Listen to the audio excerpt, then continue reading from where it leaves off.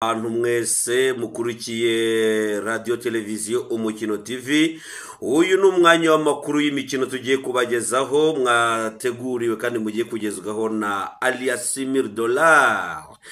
APR FC yegukanye igikombe cy'amahoro 2025 itsindiye Rayon Sport muri Stade Amahoro ivuguruye. Indahangarwa Women FC yegukanye igikombe cy'amahoro 2025 inyagiye Rayon Sport Women FC. Muri volleyball APR Women VC yigobotoye Police Women VC, Kepler VC itanga ubutumwa kuri Rwanda Revenue Women VC. Polisi y'u Rwanda yegukanye igikombe cya handball mu mikino ya PCCO. Inkuru imwe ukwayo rero nkuko twabibagejeje hezo mu itangira ry'umupira wa Rayon Sport ndetse na APR bagomba guhura mu gikombe cy'amahoro. Mwiboneye uburyo abafana b'impande zombi barimo bari guhigana bavuga ko aribo bari butsinde. Amahirwe rero akaba yaje gusekera APR FC itsinda Rayon Sport ibitego 2-0. Reka tujye ku nkuru irambuye y'uburyo umukino wagenze. Ni kuri iki cyumweru ikipe ya APR FC yegukanye igikombe cy'amahoro ku nshuro ya 14 nyuma yo gutsindira Rayon Sport ku mukino wa nyuma wabereye kuri Stade Amahoro ibitego 2-0. Unaba uwa mbere ubonetsemo intsinzi n'ibitego muri ne aya makipe amaze kuhahurira mu mezi 11 kuva yavugururwa. No mukino watangiranye gusatira kwa APR FC no kubona imipira y'imiterekano irimo za kufura na corner, bimwe mu byaranze intangiriro zawo, aho ibi byose byahawe agaciro na rutahizamu Sheikh Djibril Ouattara atsinda igitego cya mbere ku munota wa 5 amaze kwandagaza abamyugero ba Rayon Sport. Nyuma y'umupira ikipe yatakarije hagati mu kibuga akawuzamukana yiruka cyane kugeza acenze Ndayishimiye Richard mu rubuga rw'amahina, maze akareba uko umunyezamu Ndikuriyo Patient utari wafunze ipoto ahagaze amutsinda igitego aho yarari.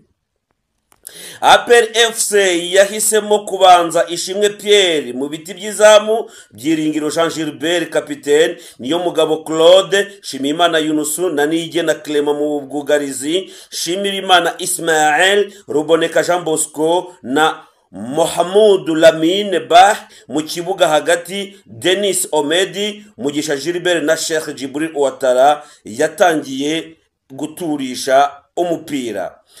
Hagati aho Rayon Sport yari ifite Ndikuriyo Patient mwiza, Muserumogo Al, Bugingo Hakim, Omari Nyingi na Yusufu Diange. Dianye ku murongo wabugarira Suleiman Dafe, Ndayishimiye Richard na kapitene, Muhire Kevin, Aziz Basane, Iraguha Haji na Biramire Abedi ku murongo w'abasatira yarangwaga no gutakaza umupira bya hato na hato, ari nako abarimo Muhire Kevin banyerera mu kibuga hagati. Djibril Ouattara yishimira igitego ku munota wa 29. Mugisha Gilbert yatsinze igitego cya kabiri nyuma yo kwakira umupira watangiriye mu biganza bya Ishimwe Pierre uzamukanwa neza na Ouattara mbere yuko Ruboneka Jean Bosco awuhindurira Mugisha Gilbert winjiye mu ruga rw'amahina akaroba umunyezamu Ndikuriyo Patient. APR FC yarusha Rayon Sport cyane, ikomeza guha ibyishimo abakunzi bayo bari muri Stade Amahoro yari yuzuye ku kigero cya 90%. Rayon Sport yahise ijya ku gitutu maze umutoza wayasimbuza akuramo Suleiman Dafe hajyamo Niyonzima Olivier Sef, nubwo wabonaga muri rusange ikipe igowe no kwakira imipira ngo iyikine, dore ko igice cya mbere cyarangiye nta buryo bukomeye ibonye imbere y'izamu rya APR FC yagisoje ifite ibitego 2-0. amakipe yombi yagarutse mu gice cya kabiri asatirana bitandukanye no mu cya mbere cyari cyihariwe n'ikipe ya APR FC gusa batangira gukina umukino ufunguye. Icyakora uburyo bwa Rayon Sport bwinshi bugasanga abakinnyi barimo Biramahire Abedi na Rukundo Abdulrahman wasimbuye Iraguha Haji baraririye.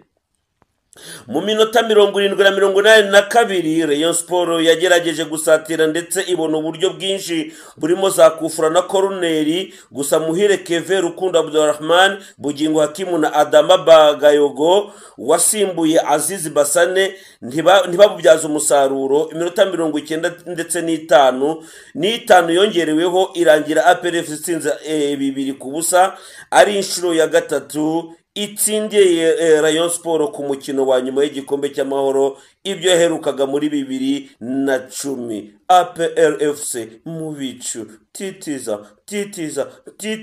mbe. APR FC yegukanye iki gikombe mu gihe yari imaze imyaka 8 itagikoraho, dore ko yagiherukaga muri 2017 ubwo yatsindaga Espoir FC igitego 1-0, mu gihe Rayon Sport yo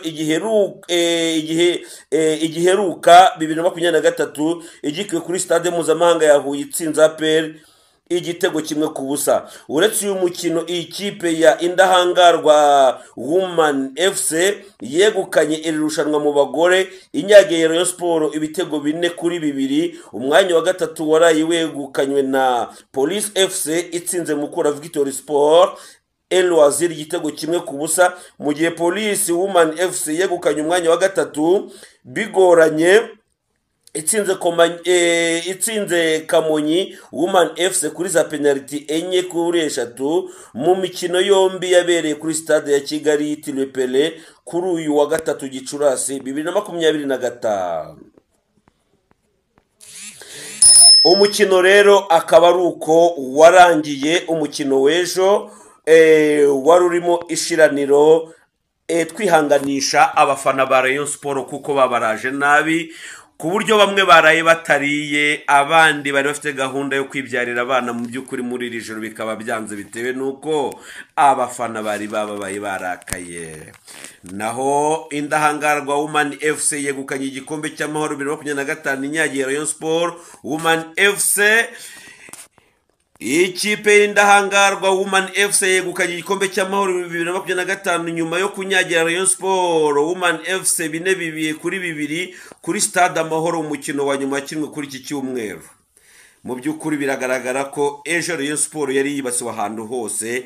Ndakubwiye ngo ari abagore babo baratsinzwe, abagabo babo baratsindwa, ni ibibazo bikomeye cyane. Nta mbese uyu munsi w'ejo ntabwo wari wigeze usekera icyitwa Rayon Sport haba mu bagore cyangwa mu bagabo. No mukino watangiye ku isaha ya 6:30 aho wari ubanjirije uwo mu bagabo biteganyijwe ko utangira 10:00. Rayon Sport Women FC yafunguye amazamu mu gice cya mbere ku bitego byatsinzwe na Bizimana Rukia na Uwikunda, ariko Indahangarwa Women FC zishyuramo kimwe cyatsinzwe na Umuhoza Belize.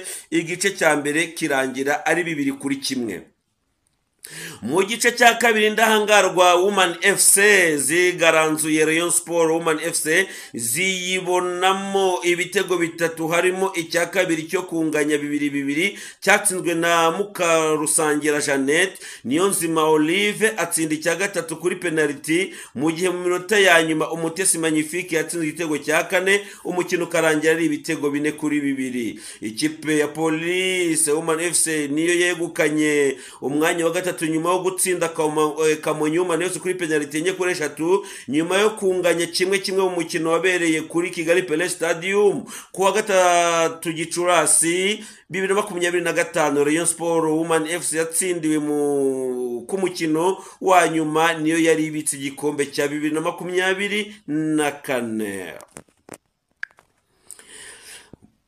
Naho muri volleyball APL WVC yigobote Police WVC, Kepler WVC itanga ubutumwa kuri Rwanda Revenue Authority WVC.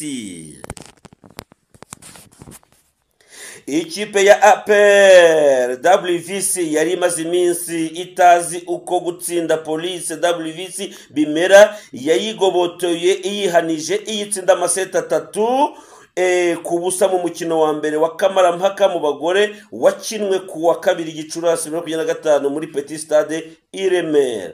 Uko gutsindwa ku ruhande rwa Police WVC byongereye amahirwe ikipe ya APR VC yo kwegukana igikombe cya shampiyona kuko ubu ibura umukino umwe ikagitwara. Ni umukino utagendekeye neza ikipe ya Police WVC kuko iseti ya mbere yatsinzwe ku munota wa 25 kuri 23, iseti ya kabiri bayitsindwa ku manota 26 kuri 28, na iseti ya gatatu bayitsindwa ku manota 25 kuri 20. Ku ruhande rw'abahatanira umwanya wa gatatu ikipe ya Kepler Women Volleyball Club yongeye gusubira Rwanda Revenue WVC maze iyitsinda amaseti 3-1. Bivuze ko ikipe ya Kepler VC nayo ibura umukino umwe maze ikegukana umwanya wa gatatu. Mu bagabo ikipe ya Kepler VC iri guhangana na REG VC bahatanira umwanya wa gatatu, aho umukino wa mbere w'iyi mikino ya kamarampaka ikipe ya REG VC yegukanye intsinzi, naho Police VC itsinda APR VC batangira igikombe mu gihe kimwe. No mu bagore umunsi wa kabiri uzakinwa mu mpera z'icyumweru gitaha. Ikipe itsinze umukino wa kabiri wikurikiranya igatwara igikombe, naho hagira iyari yatsinzwe umukino wa mbere itsinda hakazitabazwa umukino wa gatatu. Nanone Polisi y'u Rwanda yegukanye igikombe cya handball mu mikino ya APCCO. Ikipe ya Polisi y'u Rwanda yegukanye igikombe cya handball mu mukino ya APCCO yari imaze icyumweru ibera muri Ethiopia. Kuri uyu wa gatandatu Addis Ababa, umurwa mukuru wa Ethiopia, hasojwe imikino ihuza abapolisi bo muri Afurika y'Iburasirazuba no hagati APCCO. Mu mukino wa handball ikipe ya Polisi y'u Rwanda niyo yegukanye igikombe mu mukino usoza amarushanwa nyuma yo gutsinda Polisi ya Ethiopia yari imbere y'abafana bayo ibitego 40-22. Polisi y'u Rwanda wari umukino wa kabiri itsinze, aho yari yatsinze Polisi ya Kenya ibitego 39-29 bituma yegukana iki gikombe ku nshuro ya 4 yikurikiranya. Umukino wa handball niwo wasoje aya marushanwa, aho wari wanitabiriwe na CG Felix Namuhoranye, umuyobozi mukuru wa Polisi y'u Rwanda IGP ndetse n'abandi bayobozi ba APCCO.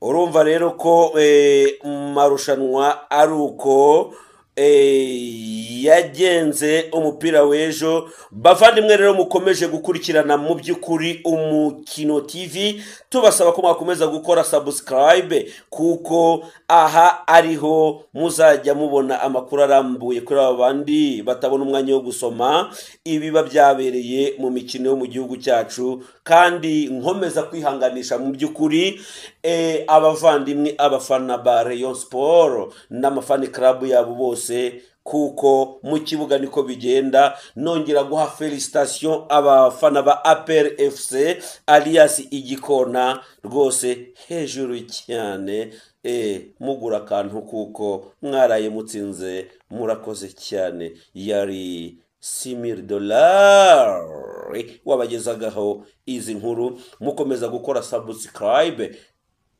share ndetse na comment kugira ngo ibiganiro byacu bigere kure cyane.